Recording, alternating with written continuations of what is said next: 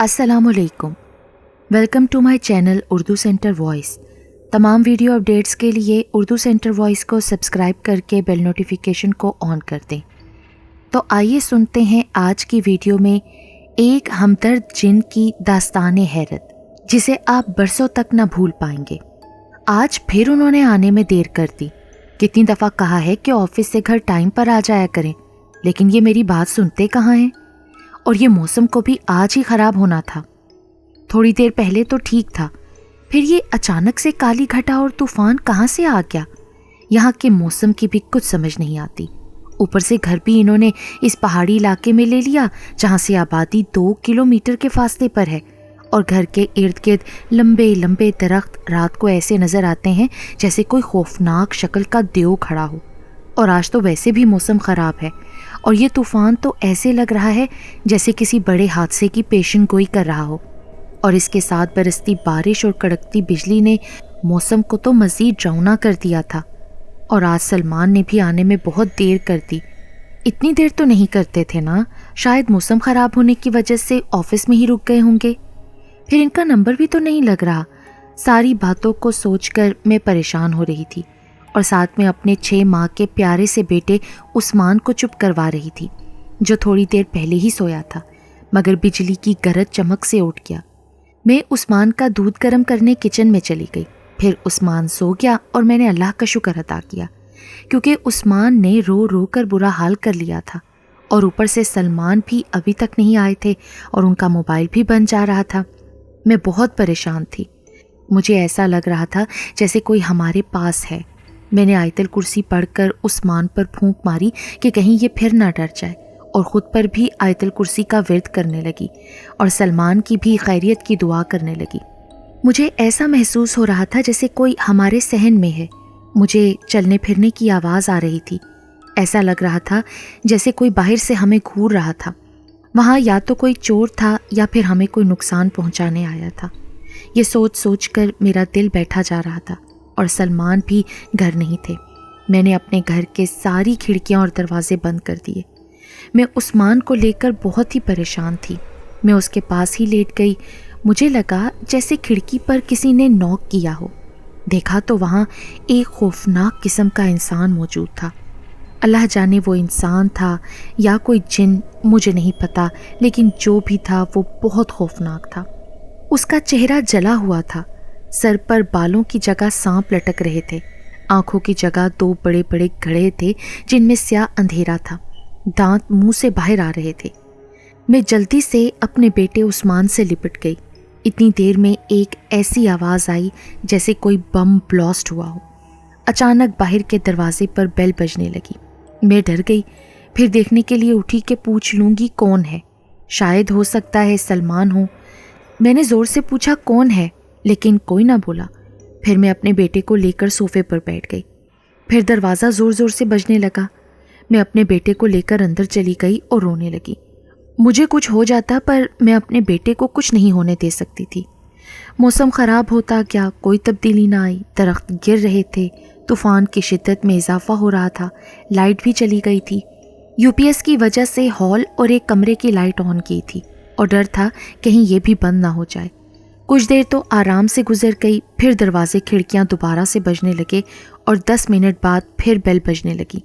अब की बार बेल आराम से बज रही थी।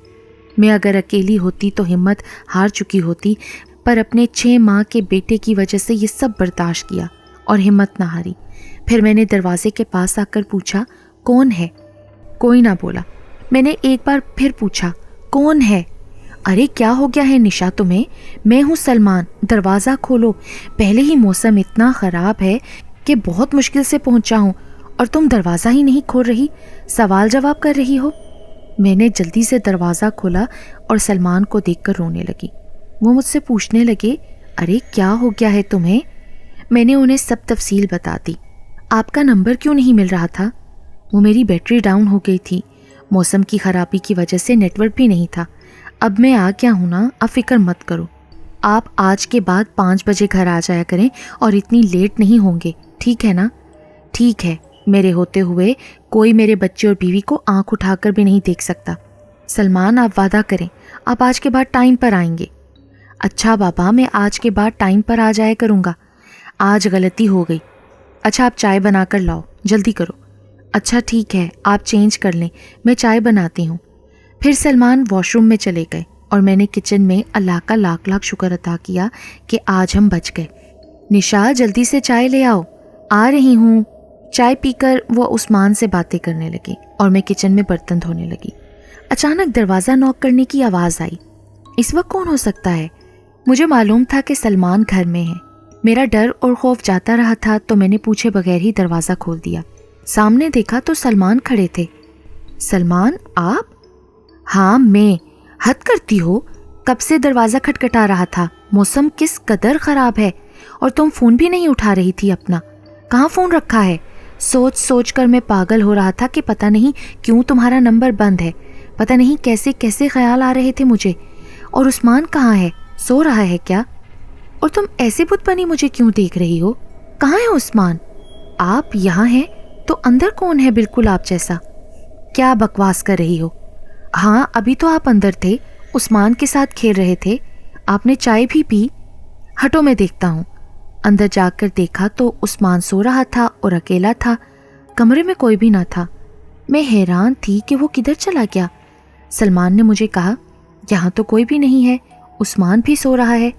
تم تھوڑی کم خوفناک فلمیں دیکھا کرو، تمہارا دماغ خراب ہو گیا ہے لگتا ہے۔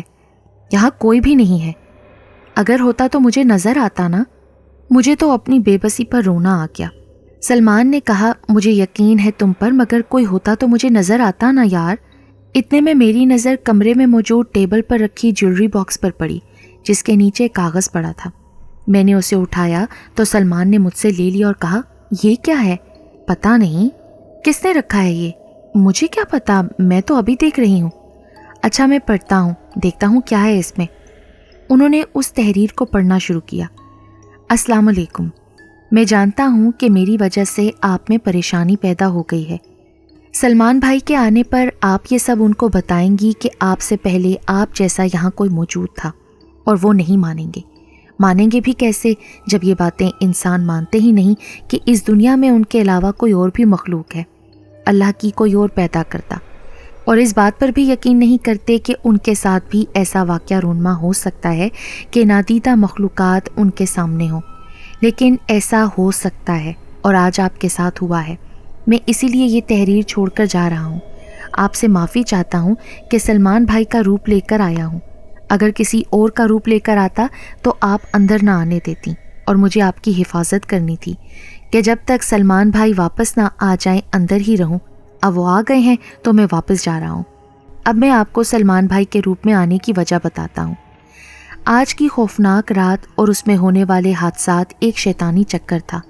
شیطانی طاقت رکھنے والے جنات جب ایسی راتوں کو باہر بھٹک رہے ہوتے ہیں تو وہ اپنے خطرناک منصوبوں کو کامیاب کرنے کے لیے کسی بھی انسان کو نقصان پہنچا سکتے ہیں۔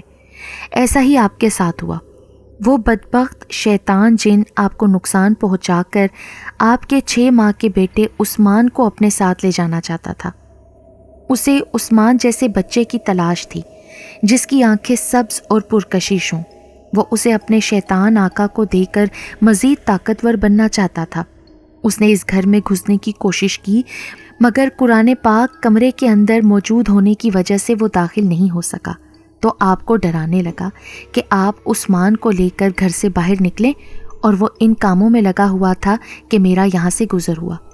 میں بھی جنات قبیلے سے ہوں اور وہ بھی مسلمان جنات قبیلے سے، اور میں قبیلے کے سردار کا بیٹا ہوں۔ میرا نام شہزادہ شرمان ہے۔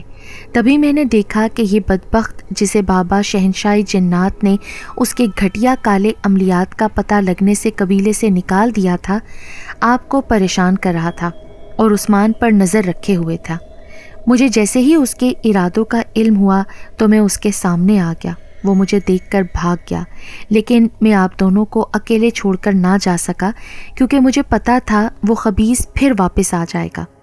آپ بھی سلمان بھائی کی غیر موجودگی کی وجہ سے بہت پریشان اور ڈری ہوئی تھی، تو میں نے سلمان بھائی کا روپ لیا اور آپ کے گھر میں آ گیا۔ آپ کا بیٹا عثمان بہت پیارا بچہ ہے، اور واقعی اس کی آنکھیں کسی بھی عام آدمی جیسی نہیں ہیں۔ وہ کسی پرستان کے شہزادے جیسا لگتا تھا۔ میں یہاں پر اکثر آتا جاتا رہتا تھا. جب آپ لوگ یہ گھر دیکھنے آئے تب بھی میں یہاں ہی تھا. مجھے خوشی ہوئی کہ آپ لوگ یہاں رہنے آئے، اور ساتھ ہی دکھ کہ یہاں جو بھی آتا ہے 2-3 دن بعد ہی یہاں سے چلا جاتا ہے.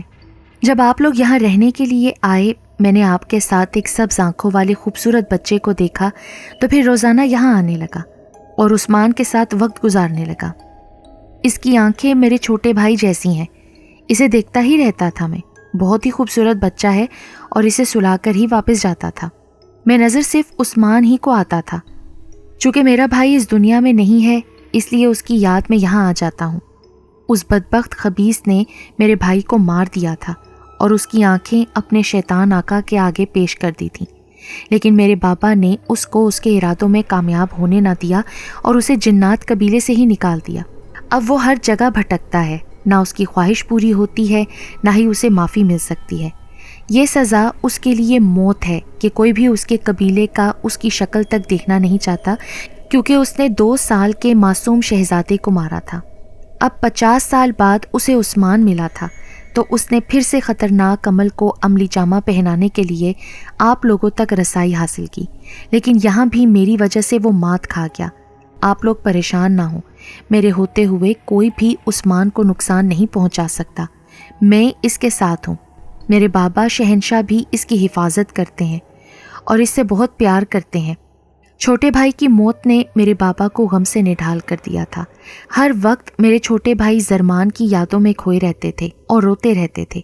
میرے بابا نے عثمان سے ملنے کی خواہش ظاہر کی، لیکن آپ کی اجازت کے بغیر ایسا نہیں کر سکتا تھا.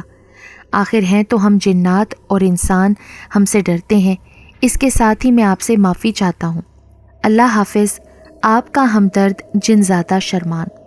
خط پڑھ کر ہم دونوں ایک دوسرے کو حیرت سے دیکھنے لگے کہ کیا ایسا بھی ہو سکتا ہے. پھر سلمان نے کہا کہ میں شرمان سے ملنا چاہتا ہوں جس نے میرے بیٹے اور بیوی کی حفاظت کی ہے. میں بھی اس کا شکریہ ادا کرنا چاہتی تھی. اتنی دیر میں بیل ہوئی. سلمان نے جا کر دروازہ کھولا تو ایک خوبصورت نوجوان سامنے کھڑا تھا. جی کون؟ شرمان. آپ مجھ سے ملنا چاہتے تھے نا؟ آپ نے یاد کیا اور میں آ گیا. سلمان اسے اپنے ساتھ اندر لے آئے. ہم دونوں میاں بیوی نے اس کا شکریہ ادا کیا. اتنی دیر میں عثمان اٹھا اور وہ رونے لگا. میں اس کو باہر لے کر آئی تو سلمان نے مجھ سے لیا اور وہ شرمان کو دیکھ کر خوش ہوا اور پھر ہلنے لگا. 6 ماہ کا بچہ شرمان کو دیکھ کر ایسے خوش ہو رہا تھا جیسے واقعی یہ اس کو جانتا ہے. شرمان نے کہا کہ اگر آپ دونوں کی اجازت ہو تو کیا میں آپ تینوں کو اپنی دنیا میں لے کر جا سکتا ہوں اپنے بابا سے عثمان کو ملانے کے لیے. سلمان نے اس کو اجازت دے دی.